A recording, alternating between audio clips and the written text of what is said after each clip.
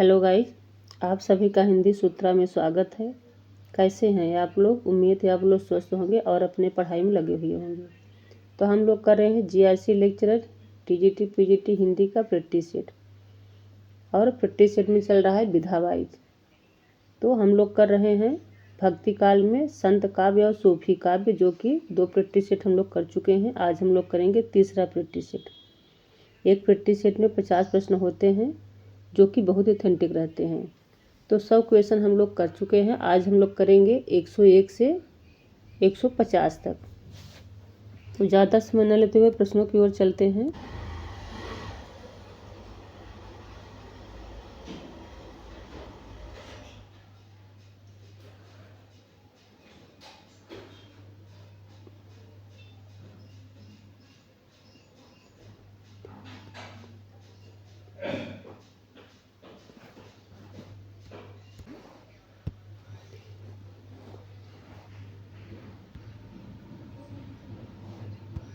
तो पद्मावत का रचना काल कब माना गया है? 1540 ईस्वी। दूसरा ऑप्शन सही हो जाएगा।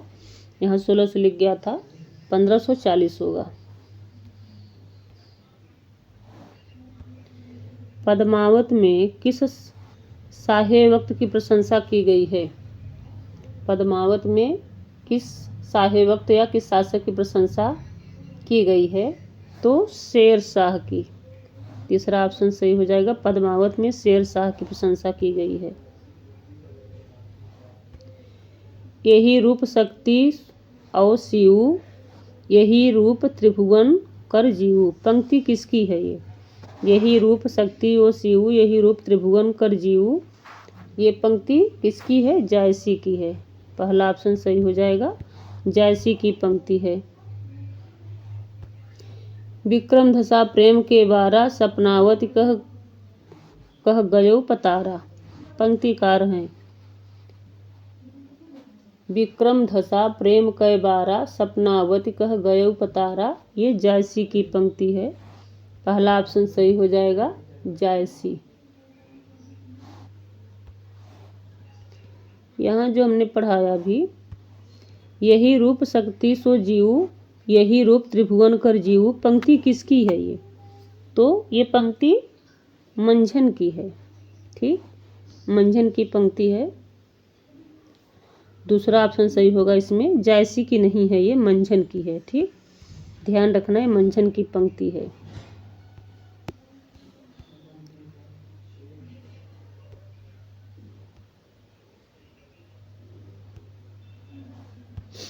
मधुमालती होय रूप दिखावा, मधुमालती होय रूप दिखावा, प्रेम मनोहर होय तह आवा।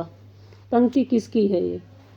मधुमालती होय रूप दिखावा, प्रेम मनोहर होय तह आवा। ये उस्मान की पंक्ति है। ये पहला ऑप्शन सही हो जाएगा, उस्मान।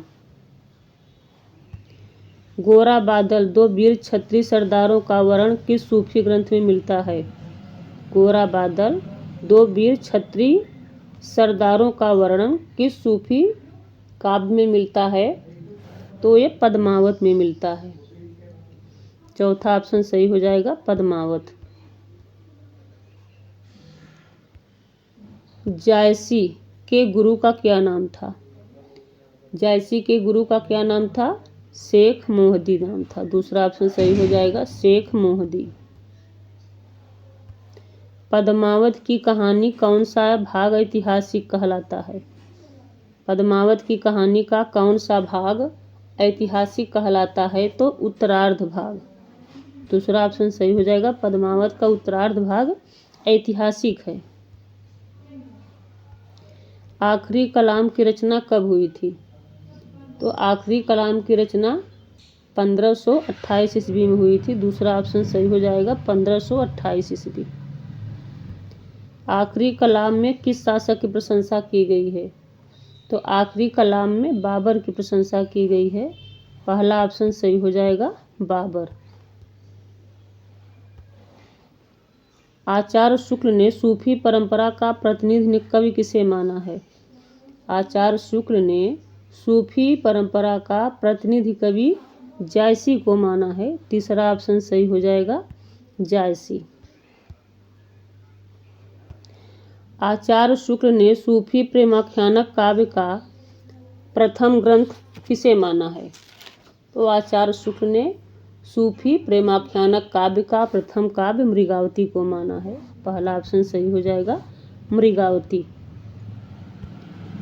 किस सूफी प्रेमाख्यानक काव्य को अपवाद स्वरूप नायक को एक पत्नीवादी दिखाया गया है? तो मधुमालती को दिखाया गया है। दूसरा ऑप्शन सही हो जाएगा, मधुमालती। किस सूफी रचना में नायक नायिका के अतिरिक्त उपनायक और उपनायिका का भी संयोजन किया गया है? तो मधुमालती में किया गया है ये। पहला ऑप्शन सही हो जाएगा, मधुमालती में नायक नायिका के अतिरिक्त उपनायक और उपनायिका का भी संयोजन या वर्णन किया गया है। तो इसमें पहला ऑप्शन सही हो जाएगा, मधुमालती। सूफी प्रेमाख्यानक मूलतः किस भाषा में लिखा गया है? तो सूफी प्रेमाख्यानक मूलतः ठेठ अवधि में लिखा गया है। पहला ऑप्शन सही हो जाएगा, ठेठ अवधि। जायसी की रचना नहीं है, इनमें से कौन सी जायसी की रचना नहीं है? तो खंडावत। दूसरा ऑप्शन सही हो जाएगा, खंडावत जायसी की रचना नहीं है। बाकी अखरावत, चित्रलेखा और कहरनामा ये तीनों जायसी की रचना है। इसमें नहीं पूछा है तो खंडावत रचना नहीं है। दूसरा ऑप्शन सही हो जाएगा। पद्मावत को ट्रेजिक कृत किसने कहा है? पद्मावत को ट्रेजिक कृत विजय देव नारायण शाही ने माना है। दूसरा ऑप्शन सही हो जाएगा, विजय देव नारायण शाही ने पद्मावत को ट्रेजिक कहा है। जायसी की किस रचना में वर्णमाला के प्रत्येक अक्षर को लेकर सिद्धांत निरूपण किया गया है? जायसी की किस रचना में वर्णमाला के प्रत्येक अक्षरों को लेकर सिद्धांत निरूपण किया गया है? तो अखरावट में। चौथा ऑप्शन सही हो जाएगा। बहुत बार पेपर पूछता है, बहुत ऑथेंटिक प्रश्न है ये। अखरावट में वर्णमाला के प्रत्येक अक्षरों को सिद्धांत लेकर बनाया गया है। चौथा ऑप्शन सही हो जाएगा। राघव चेतन किसका प्रतीक है? तो राघव चेतन शैतान का प्रतीक माना गया है। तीसरा ऑप्शन सही हो जाएगा, शैतान।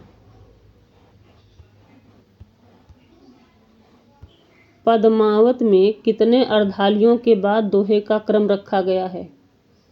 तो पद्मावत में 7 अर्धालियों के बाद एक दोहे का क्रम रखा गया है। तीसरा ऑप्शन सही हो जाएगा, 7 अर्धालियां। पद्मावत की नायिका पद्मावती कहाँ की रहने वाली है? पद्मावत की नायिका पद्मावती सिंघल द्वीप की रहने वाली है। चौथा ऑप्शन सही हो जाएगा, सिंघल द्वीप।